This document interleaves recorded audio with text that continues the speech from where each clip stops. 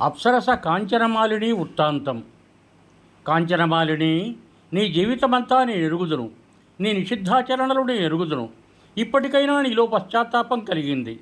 సంతోషం. నువ్వు వెంటనే బయలుదేరు. ప్రజాపతి క్షేత్రమైన ప్రయాగ చేరుకో. అక్కడ త్రివేణి సంగమంలో స్నానం చేయి.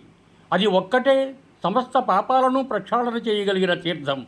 సకల పాపాలకు తీర్థస్థానమే ప్రాయశ్చిత్తంగా మునులు చెప్పారు. వెళ్ళిరా.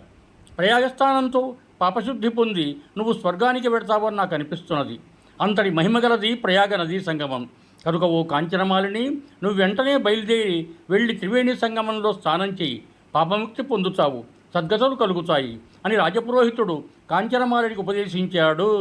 యుహం భూయాత్. ఈ షార్ట్ వీడియోపై ఉన్న త్రికోణాన్ని టచ్ చేసి ఛానల్కు కనెక్ట్ అయ్యి పూర్తి వీడియో వీక్షించి మీకు నచ్చితే లైకు, షేరు, సబ్స్క్రైబ్ చేయ ప్రార్థన. ధన్యవాదములు.